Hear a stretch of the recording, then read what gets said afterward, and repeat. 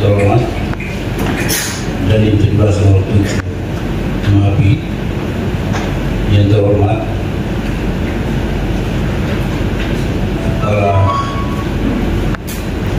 Baris Pampol Kabupaten Asmat, Kepala BPKD Kabupaten Asmat, yang terhormat Ketua KPU Kabupaten Asmat beserta jajaran, dan yang saya hormati Ketua Bawaslu Kabupaten Asmat atau yang mewakili. Selamat pagi, salam sejahtera untuk kita sekalian. Mungkin di kesempatan pagi yang sangat bermanfaat ini kita boleh sama-sama ada di ruang pertemuan keuangan Kabupaten Asmat dalam rangka untuk kita mendengar dan kita melihat kembali di dalam kesiapan pesta demokrasi khusus di Kabupaten Asmat yang kita cintai ini. Dan kita akan masuk di dalam waktu selanjutnya ya. Saya serahkan kepada Bapak Bupati untuk memberikan kami penyegaran dalam pelaksanaan pesta demokrasi di Kabupaten Asmat nanti. Dari 17.04 Mapi Kapolres Asmat, Pak Sekda, Ibu Ketua KPU dan anggota Komisioner KPU, Ketua Bawaslu dengan jajaran, para Kespampol dan para keuangan. Pertama kita bersyukur kepada Tuhan karena ada kesibukan kita yang luar biasa dan masih mengizinkan kita bisa berkumpul pagi di tempat ini. Kehadiran kita semua ini menunjukkan etiket dan niat baik kita semua untuk bersama-sama menyukseskan pemilu atas nama masyarakat Asmat. Kopopinda ingin menyampaikan apresiasi dan terima kasih kepada Komisioner KPU Asmat dan Bawaslu Asmat yang sudah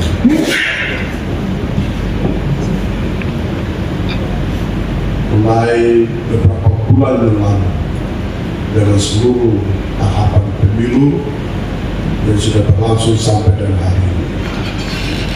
Kita sama-sama mengikuti bahwa di sini ya semua ini berjalan lancar dan walaupun masih ada sedikit hal yang kita jumpai, tapi oleh kerja keras kita semua, kemauan dan niat baik kita semua, ini bisa dapat dibereskan sehingga sampai hari ini kita boleh kita katakan bahwa kita sudah siap untuk melaksanakan pemilu tanggal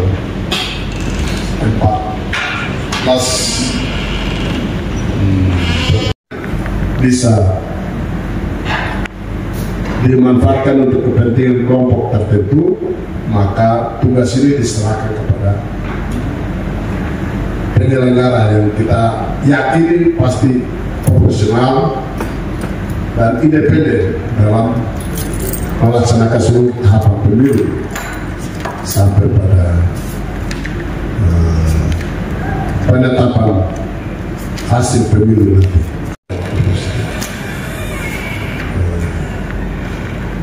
Saya ingin mengajak kita untuk melakukan refleksi kembali perjalanan kita selama ada di Asmat. Sejak kabupaten ini ada. Sejak kabupaten ini ada, kita ikut pemilu yang berhasil melaksanakan pemilu dalam keadaan aman, tertib, sukses. Saya harap komitmen itu juga menjadi menginspirasi kita untuk harus bertekad untuk menyelesaikan pemilu ini tanpa ada masalah, tanpa ada persoalan. Ini yang mungkin penting yang saya ingat, pesan moral yang ingin saya sampaikan supaya mengingatkan kita sama-sama untuk bisa bekerja secara profesional dalam bidang kita masing-masing. Terima kasih untuk teman-teman dari Komisioner KPU atas keterbukaan beberapa waktu yang lalu menjadi kewajiban kita kepada petugas di lapangan yang sudah kita bisa selesaikan tepat waktu sehingga tahap-tahap selanjutnya ini bisa berjalan dengan baik. Saya harap Ibu Ketua dengan mimpi besar di kepemimpinannya dan komisioner yang baru harus juga bertekad bahwa kami juga bisa. Kalau bisa kami harus lebih baik dari yang lalu. Kan obsesi kita kan begitu. Nah ini mungkin juga. Kami dan pemerintah sudah pasti akan mendukung dalam segala prosesnya. Pengamanan kan sudah menjadi tanggung jawab Pak Kapolres. Dan sudah para tentu akan melibatkan teman-teman dari TNI juga akan membantu kita dalam proses pengamanan. Kalau pemilu ini ya kita bisa kategorikan dan tidak terlalu berpotensi untuk konflik yang besar. Saya yakin itu. Mungkin kalau ada riak-riak itu ya mungkin di kabupaten menyukseskan. Dan juga minta teman-teman di Bawaslu juga tetap konsisten. Jadi kapal 5 yang tertinggi adalah aturan dan tegak, lurus, tidak diskriminatif, perlakuannya terhadap semua peserta pemilu. Kalau itu yang dikerjakan maka jalan-jalan damai, keamanan itu pasti akan kita nikmati bersama-sama. Jadi teman-teman tegak lurus. Ya kita juga harap KPU dengan segala kemampuan yang ada untuk perangkat pelaksana operasional di lapangan juga kita harapkan tetap bekerja. Semua sudah ada.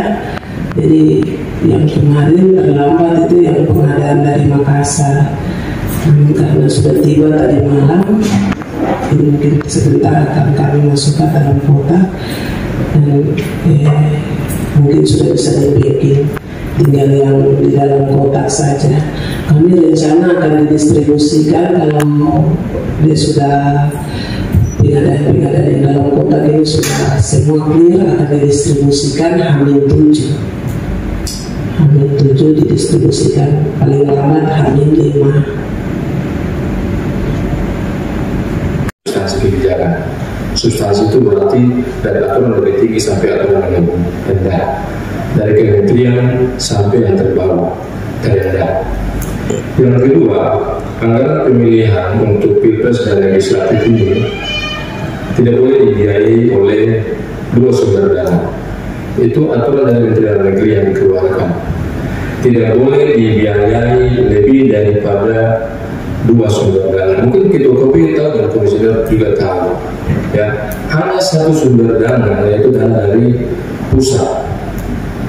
Yang ketiga,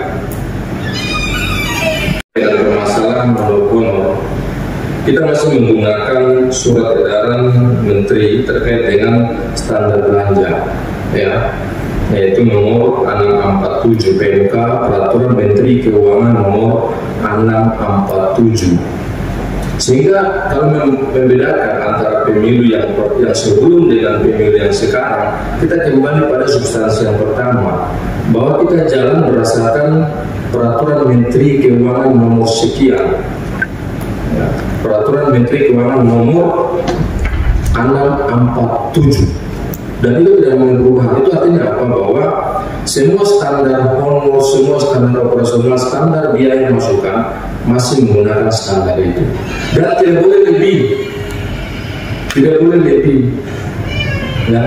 Semua standar pasti menggunakan itu. Kalau ini kan ketika nanti di audit, konsekuensinya hanya satu, di stop kembali. Maka POK, petunjuk operasional kegiatan, kalau dibilang sebesar itulah yang dipakai, baik itu honor maupun operasional. Itu tiga itu yang harus dipahami oleh itu dengan jajaran komisioner ya, ada bawah sampai dengan hari ini. Tahapannya dilaporkan kepada saya oleh teman-teman sekretaris KPU itu jalan normatif, nggak ada masalah. KPU itu sudah 2 kali, yang kemarin sama hari ini. Jadi jangan sampai ada yang ketiga kali. Yang keempat, ya, menggadai ini sudah salah. Ya, ini personal, bukan institusi. Kalau dia jadi tabungan yang di-SK-kan dengan surat keputusan digadai oleh urusan personal, itu salah besar.